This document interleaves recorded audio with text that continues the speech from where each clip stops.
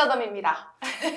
2024년 새해가 밝았습니다. 다사다난했던 2023년이 지나고 이렇게 정말 청룡의 해가 찾아왔는데요. 저희 반전남도 올해도 함께 합니다. 오늘도 역시 알파동물 메디컬 센터 최준영 원장님과 함께 합니다. 원장님 안녕하세요. 네, 안녕하세요. 새해 복 많이 받으세요. 네, 새해 복 많이 받으세요. 고맙습니다. 새해에는 정말 다양한 목표들을 세우는데 그 중에서도 다이어트 계획을 또 많이들 하시잖아요. 저도 네. 오늘 시작했거든요.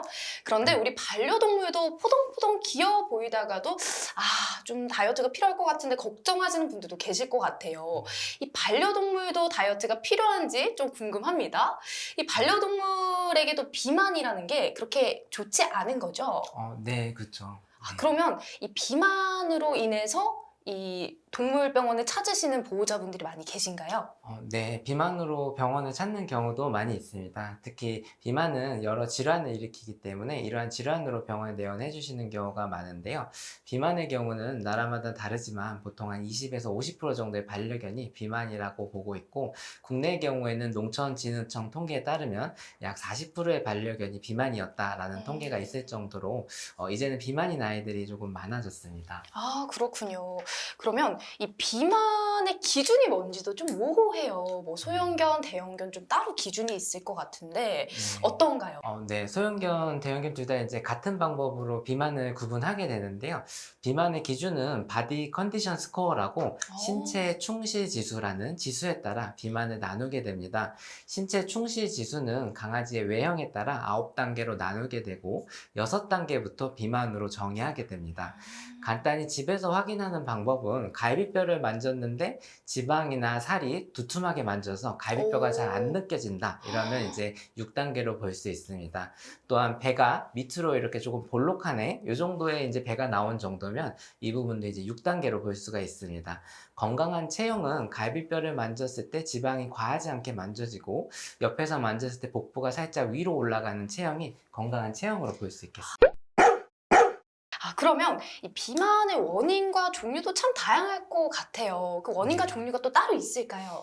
네, 비만의 원인은 여러 가지로 볼 수 있겠습니다. 우선 유전이 있을 수 있는데요. 대표적으로 불독이나 퍼그, 리트리버, 비글, 닥스훈트 등이 이제 유전적으로 비만이 많은 견종이 되겠습니다. 또 가장 많은 원인 중 하나는 중성화 수술인데요. 중성화를 하게 되면 성 호르몬이 감소하게 되고 그럴 경우 필요한 칼로리가 적어지는데 보통 먹는 양은 동일하게 주시기 때문에 중성화를 하면 살이 찌는 경우가 많습니다. 이에 중성화를 하신다면 약 10% 정도 사료를 적게 주시는 것이 좋겠습니다. 또 과식이 있을 수 있는데요. 밥을 잘 안 먹어서 하루에 한 끼 엄청나게 한 번에 먹거나 하루 3번 이상 자주 밥을 먹는 경우는 칼로리 과잉 섭취에 의해 비만이 또 올 수가 있겠습니다.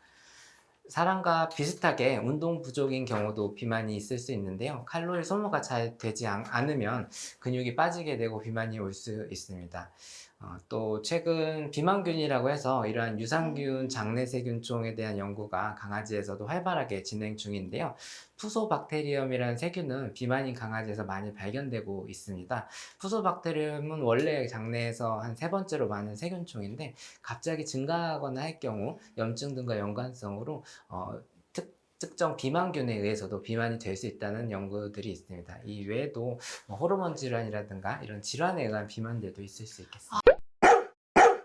반려동물이 다이어트나 뭔가 이런 걸 할 때 사람처럼 식이요법이라든지 운동법도 있을 것 같은데 혹시 있을까요? 네, 식이요법, 운동 둘 다 중요합니다. 간혹 살이 쪄서 운동을 안 하게 되고 가만히 있게 되고 그러면 이제 근육도 빠지고 이렇게 반복이 되는 아이들도 있는데요. 이런 경우는 운동을 병행해서 건강을 유지하는 것이 좋겠죠. 하루에 30분 정도 일상적인 산책을 자주 해주시는 것이 좋겠습니다. 이러한 산책을 하지 않을 경우 한 20% 정도의 과잉 칼로리가 생겨 비만을 유지할 수 있으므로 주기적인 운동이 좋겠습니다. 그래도 반려동물의 다이어트에서 가장 중요한 부분은 식이요법이라고 생각됩니다. 70% 이상이 식이에 의해 비만이 올 수 있는데요.